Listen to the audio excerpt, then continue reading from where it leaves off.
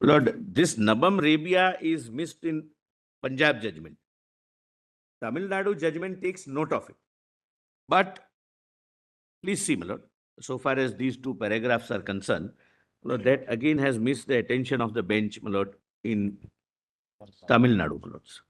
My lord, another constitution bench of this court in Nabam Rebia is, my lord, taken note of. Then, my lord, the honorable court is pleased to quote 140, para 147.1, 147.2, 148, 149, and at page 12435, Lord, possibly misses 151 and 152, which I read, and comes to 154. And this discussion in Tamil Nadu is directly while dealing with the question of discretion. These two paragraphs, my lord, since, my lord, it escaped the attention of the two-judge bench, my lord, I am placing for your lordship's consideration. Now, my lord, I come to the next judgment, that is B.K. Pavitra. But this is two-judge bench judgment, which is declared. Just 1 minute. Come back to page 12432. The Tamil Nadu judgment refers to paragraphs 147, 148, 149, and then it jumps to paragraph 154. 151 and 152 are left out. That's what I submitted, my lord, with profound respect. That two paragraphs seems to have escaped the attention of the bench, my lord. Because from 149, it directly goes to 154. And in my submission, the real law is laid down in 151 and 152. And this is, my lord, while discussing discretion, the point which I am arguing, my lord, whether in all cases aid and advice is binding or there is a room for discretion. Lord, now please come to page 200 of my submissions, my lord. B.K. Pavitra judgment. Lord, this issue was squarely there. Lord, 154 is slightly different from 151, 150. It is not slightly, but not substantially. Lord, now kindly come to B.K. Pavitra. Page 200. This is, of course, a two-judge bench judgment, but it is declared per incurium. And I'm not repeating the argument, my lord, but this itself was sufficient enough for a reference under 145.3. Lord, apropos your lordship's very correct, my lord, the proposition, my lord, the Chief Justice says at the outset that in every matter we are not supposed to look at 145.3. But as far as justiciability is concerned, paragraph 155.5, Nabam Rebia. Yes, but 155 will have to be read in context of 151, 150. Yes, but then even you read 155.5. Fifthly, the underlined portion, highlighted part. Fifthly, the submission advanced on behalf of the respondents that the exercise of discretion under Article 162 is final and beyond the scope of judicial review cannot be accepted. Firstly, because we have rejected the submission, but this is on judicial review, not on discretion. Rejected advance by the respondent that the scope and extent of discretion vested with the governor has to be ascertained from Article 163(2) on the basis whereof the submission was canvassed. And secondly, any discretion exercise beyond the governor's jurisdictional authority would certainly be subject to judicial review. It was on judicial review. And it is, if it is beyond, but obviously, if governor. According to you, under 200, he has an ample discretion. That's what Nabam Rebia says, my lord. And, my lord, that's my contention. He has ample discretion, my lord. Situations may differ.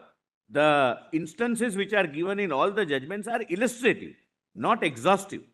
But they say that it is wrong to say that in every matter, like precedent, he is bound in every matter by aid and advice of the Council of Ministers. Samshay Singh also, my lord, 7-judge bench says that there are discretionary areas, including Article 200. Specifically, Article 200, every constitution bench mentions. That was precisely, my lord, the question in Tamil Nadu. I'm not, my lord, deviating from this point, but, my lord, just to my lord, kind of respectfully respond. My lords have very rightly said that in every case, it's not necessary that the court would examine 145(3).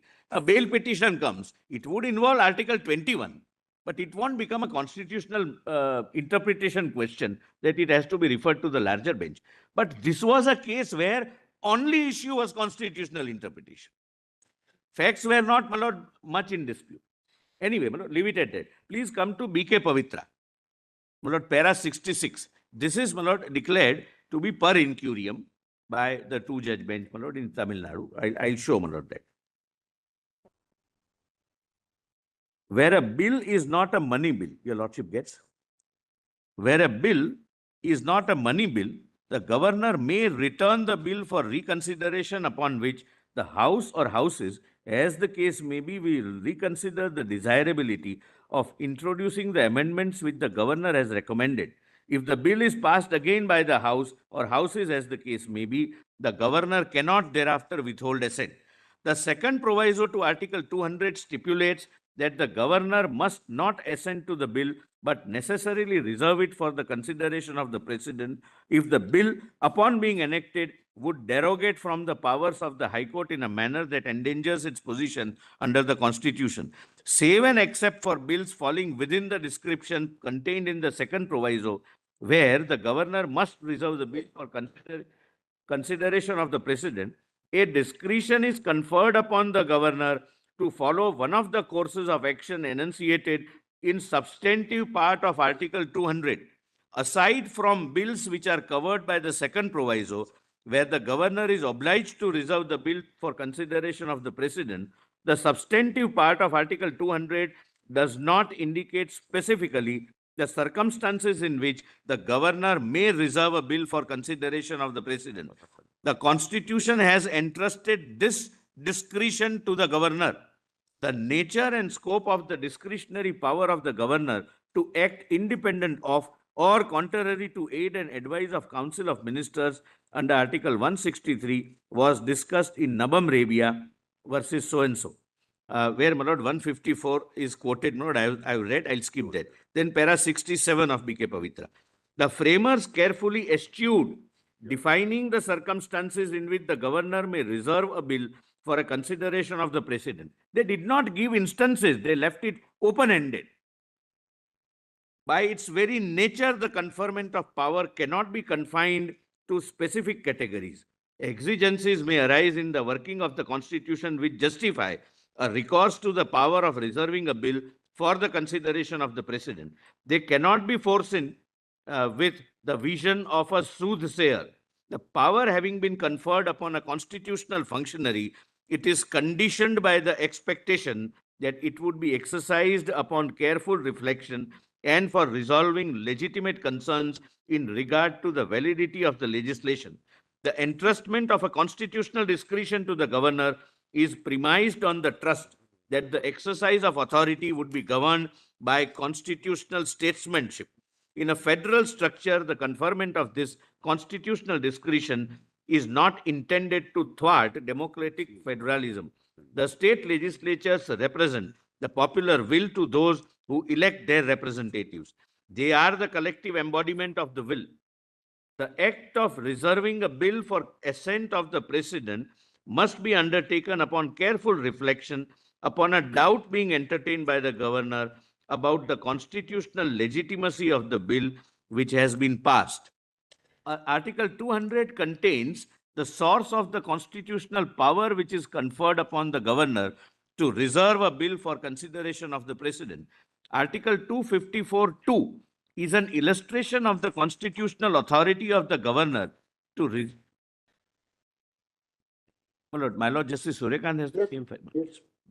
Article 200 contains the source of the constitutional power which is conferred upon the governor to reserve a bill for consideration of the president. Article 254(2) is an illustration of the constitutional authority of the governor to reserve a law enacted by the state legislature for consideration of the president in a specified situation where it is repugnant to an existing law or to a parliamentary legislation on a matter falling in the concurrent list. Eventually, which is specified in Article 254(2), does not exhaust the ambit of the power entrusted to the governor under Article 200 to reserve a bill for consideration of the President. Apart from repugnancy in matters falling in the concurrent list between state and the parliamentary legislation, a governor may have sound constitutional reasons to reserve a bill for consideration of the President, apart from the repugnancy issue. Article 200 in its second proviso mandates that a bill which derogates from the powers of the High Court must be reserved for consideration of the President. Apart from bills which fall within the description set out in the second proviso, the governor may legitimately refer a bill for consideration of the President upon entertaining a legitimate doubt about the validity of the laws. By its very nature, it would not be possible for this court to reflect upon the situations in which the power under Article 200 can be exercised. This was noticed in the judgment of this court in Hoechst. In Hoechst, so and so. Lord, I'm sorry, I'm always confused with this pronunciation. Excluding it from judicial scrutiny, the court withheld. My Lord, I have read this, my Lord, when I read Hoechst. I'm not reading it, my Lords. Now, your Lordships, my Lord, kindly come to, my Lord, this point is over, my Lord. My Lord, there are some issues, my Lord, which we have divided with a view to save time, my Lord. My learned friend also would assist your Lordships, would supplement without, my Lord, repeating, my Lord. They would be able to more and effectively assist your Lordships.